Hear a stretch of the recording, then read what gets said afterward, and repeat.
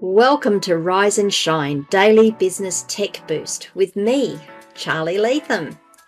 If you're a small business owner looking to simplify technology and get real, actionable advice from someone with 35 years of IT experience, you're in the right place. Every episode, I'll dive into tools and systems like email, CRM, marketing and tracking, and break them down into bite-sized tips you can use right away. Your time is valuable, so let's get straight to the point. It's time to work smarter, not harder. Rise and Shine, it's your daily dose of business tech inspiration with me, Charly Latham. Yes, I'm in my hoodie. I am a little more casual. It's actually a little cool today. I'm traveling south again, and I have left the sunny climes of Queensland where there was bright sun and warm, and it might have been a bit windy and it might have been about to get rainy, but it wasn't when I left. And I'm now in northern New South Wales, a little inland, and it's cold and it's rainy. And I'm not acclimating very well. I will be going further south as well. So this is going to be fun. Okay, we are up to episode 426 today. And today I want to show you how you add an alias email to your Google Workspace account. So there's a couple of ways you can add extra email addresses to your Google Workspace account. And there's some people will say, oh, yes, you need to go and buy a new license and create a new inbox and create a new user and get a new inbox, and you'll get an email address that way. There's a couple of ways you can add email addresses without actually buying a new subscription. And it really depends on how you want to work the system and how you want that new email address to work. Many of the clients that I work with simply want an alias address or an address that they can use. It all goes into the one inbox. So they might have hello at askcharlylatham.com is might be one of my users, and that has its own inbox. Now I log in as hello at askcharlylatham.com. And when I do, I see the inbox with all the emails that come to hello at. But I might also want to have an email address of goodbye at askcharlylatham.com. And I don't want that to be a separate inbox. I don't want it to go into don't want to have to log into a new user and get access to the email that way. I want it all to go into the same file, same inbox that the email to hello at does. We call those aliases or alternate email addresses in Google Workspace. The benefit of them is that all the email to that address goes into the same inbox as the primary address of the user. So goodbye will go into the same inbox as hello. I'll show you some of this shortly. Sorry, I didn't mean to When you send mail, you can choose to send mail as hello or goodbye at. There's the option to do that. So you can do that. You can set up filters and rules within Google Workspace, within your Gmail account or your Google Mail account, to tag messages for hello and put them into a different tag system down the side. You can have different automations for them. You can treat them as two totally separate email addresses, except they all go into the one inbox. The other benefit is that you're only logging into the one inbox. You're not trying to flick between inboxes and see what's there and what's there. Even though Google's got a really great way of managing multiple Google accounts on the one interface, you're not flicking between them to see if you've got the messages or not. So they're the benefits of it. The detriment is that all the emails go into the one inbox. So if you did want to have them separated out, this is not the option for you. However, it is a great option if you are a small business owner or a micro business owner. You don't have a lot of money. You don't really want to spend another $10 or $15 or $20 a month on another mail account that you're just going to have to manage and log into and log out of and do all of those things. It's a great option for that. So today what I'm going to do is show you how to add that alternate email address. So I'm going to flick over to my screen share. We're going to do that, and then I'll come back and have a little bit of a chat and finish up the demonstration. So let's head over. Okay, so again, a lot of this is going to be blurred out. A lot of the private information on it will be blurred out. This is my Google Workspace account. I only have one user on it, and I use it for very, very few things, to be perfectly honest. But this is the admin panel, and you get to this admin panel by going to admin.google.com and logging in as the user that has the administrator privileges. If you've only got one email address, it is highly likely that it is the one that has the admin privileges. The only time I could think that that might change is if your reseller, not even if you've gone through a reseller, actually, it should be the one that has your admin privileges. Just going to caveat, just in case someone comes back and says, but mine didn't because of these reasons. Yeah, there may be exceptions to the rule. So log in with your admin user. Once you've logged in as your admin user, this is what you see. You've got a tools menu down the side here. You may not have reseller tools. This is because I'm a reseller, so you may not have that.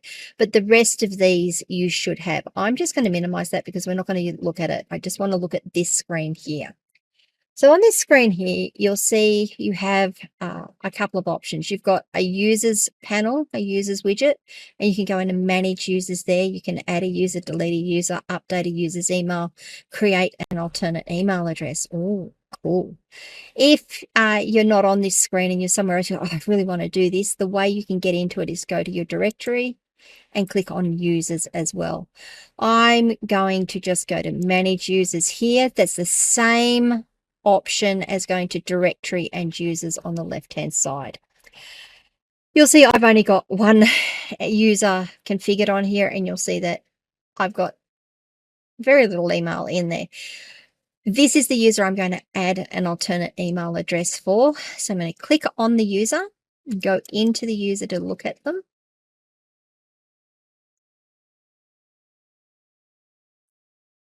You can see all of the details I have here. This is a really great panel, by the way. One day I will go through it, but you've got some really great information here. But on the left-hand side, down on the left-hand side here, you'll see you've got the options to add an alternate email or add alternate emails. I'm going to click on that. That will take you to alternate email addresses, email alias. So when I say alias or alternate email, they can be used absolutely interchangeably. You can give this user up to 30 alternate emails. So you can have 30 alias addresses on the one inbox at no extra cost. They will still use, but you will still sign in as their primary email. And the primary email is the one that appears up here on the left-hand side. Send users info on how they can receive and send emails from alternate emails. Click learn more. We're just going to make this a little simpler. Let's have a look and see if I've got any alternate emails to begin with. I don't. You can see I don't here. That's fine. Well, I do, but they're both me. And all it's done is it's picked up that I've got a subdomain on the account, but it's still got my email and it's applied my email to both of the domains. Okay, so here we're going to say add an email, and what we're going to do is we're going to say hello at, and this is going to be blurred out so you don't see it. But if I drop it down, yeah, I've only got the one domain that you can use, so it's gone on there. So hello at, and it's picked up the domain that I want. If you've got multiple domains attached to your Google Workspace account, you may have multiple options. Please make sure you choose the right domain that you're adding the alternate email for. Once that's done, you click save down the bottom on the right hand side in the little blue bar, bluey grey bar. Click save. And it's done. So now if I go and let's go back to user info, go back to here. There we go. I can look at my user information here, click on it and open it up. And you'll see that under alternate email addresses now, I've got an alternate email. Now, I did mention that it is possible to send email from different email addresses. So what I'm going to quickly do from the different email addresses, sorry, what I'm going to quickly do is up here next to my profile icon where I've got the 9 dots where it says Google Apps when you mouse over it. Come down and click on Gmail. We're going to go into the Gmail account and wait for it to load. And again, a lot of this is going to be blurred out for privacy reasons. What you want to do though is up here in Compose, click on Compose, and then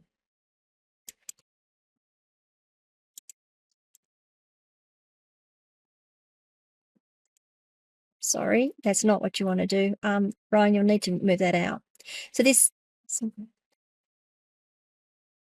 So what you want to do is come up here to the settings icon, the little cog. If you can't find it, because it gets rather busy on this screen, if you go all the way to the right-hand side, you go to your profile icon, you may have a Google icon, or if you're in Google Workspace, you can actually customize the icons that you use, or the banners that you use in these screens. The 9 dots, you may have an Ask Gemini button, the little star, and then you've got a cog. So we're looking at just from the right-hand side across, move to the left and find the settings bar. Click on Settings and go to See All Settings. You then want to go to, I think it's Accounts. Yes, Accounts here. So under Settings, go to Accounts, come down to Send Mail As, say add another email address, whatever you want it to be. So I might just make this hello and put hello at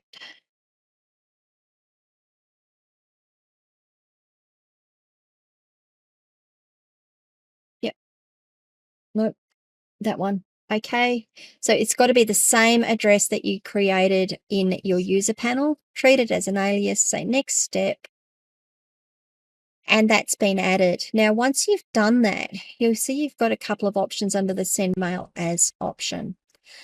My default is my primary. I can actually make the alias address the default address that I send from. I'm not going to in this case, but you can. Now, if you spell your name wrong or you want to change the name on any of these, you just click on the Edit Info button next to the email address, and you can change your name there. Sorry, let me just have a look. You've also got specify a different. Going to do that in a different email, in a different video.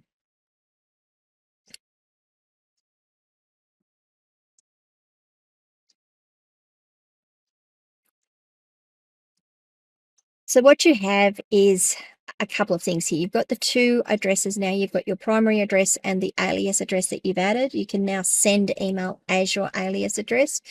If you decide that you want to change the name on either of these that it sends out with, you can go in and say Edit Info, and you can change the name. Once you've changed the name, make sure you click Save Changes. You can change which address is the default address. You can make your secondary or your alternate address the default. And that means that if you just hit Compose, it will automatically default to the alternate address. I'm going to leave this as my primary address. More important, I think the most important or the most exciting thing here is when replying to a message, reply from the same address as the message was sent to, or always reply from the default address. This is quite cool. So if you want to act like, if you want to have emails come into hello and only respond to it from hello, or by default only respond to it from hello, you set it to this. And that means any alternate email that you have on the account will automatically just respond from the address that it was sent to. If you set it to always reply from the default address, if it comes into hello, when you hit reply, it will automatically choose your primary address as the from address. I'm going to try and show that to you now. Okay, now we're done that. We don't need to save anything. We can get out. So we're just going to go back to inbox. I'm going to click on the Compose button here. And you'll see now in our Compose window, we have a from line. And in the from line, we can choose an address to send from. If you want to send as your alternate address, click on that and it will go from that alternate address. Because I've selected in my settings that when someone responds to that address, it's going to respond back from Charly at, when I do a reply, sorry, let's finish this. I shouldn't change things. So,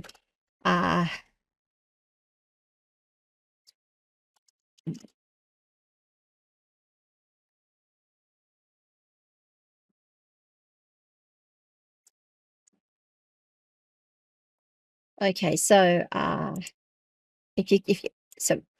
sorry. When you click down here, it puts you into the compose window and you'll notice that you lose all of the information at the top. If you want to change the information at the top, you do just click on the to address and it will show you all of this information. I'm not going to send this, but when I press send, it's going to send it from hello at my domain name. Okay, I'm going to not send that. The other thing you can do is if you've got emails in, for example, this one, and you want to click and you want to reply to it. So this, I can do it from here. Click reply. Yes. So when you click reply, if you click in, and let me just do that again because I move very quickly. I know I do. Just trash that and we're going to do that again. So click reply. And you'll see when you put it down here, you get your primary address as it doesn't tell you which address you're replying from. So if you want to know which address you're replying from, that's what I'm trying to say. Click up in the to box here. It will show you your from line and it will show you that you're replying from the one that you set to default to. So in this case, it's my primary address. If I want to change that to my alternate address, just drop down the bar, change it, and I can change the address that it sends from. It really isn't that tricky to do. It is you just need to wrap your mind around the fact that you can have multiple addresses on the let me come back and talk to you guys. Sorry, I always start going off on the summaries without thinking about talking to you. There we go. So it really just depends on what you want to do. You can have multiple email addresses on the one Google Workspace account. You can treat them as individual addresses. They just all go into the one inbox. The things that you need to watch out for is how you set up the default reply to address. Do you make it your primary address? Do you make it the alternate email that the emails were sent to? And when you're sending or replying or forwarding a message, you can change the email address that is sending that, doing the response or doing the forward or doing the sending.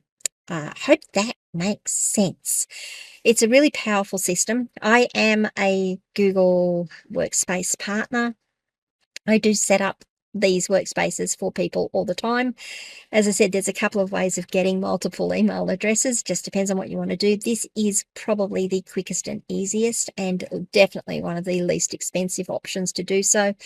Perfect for a micro business where there's only one or two of you and you all log into the one account. If you've got any questions, any comments, please leave them wherever you're watching or listening to this podcast episode. You can absolutely, and I would really love it if you'd come and join me on my locals community, askcharlylatham.locals.com. That is a community designed to have these sorts of discussions to get more information out of. You can send me a DM on any of my social media channels. I will get back to those eventually. If this was useful, I would really appreciate the like. If you could like the video, really appreciate that. And if you haven't already, please subscribe to the channel, ring the notification bell, and find out when I drop more content. And I will see you guys all tomorrow. Bye.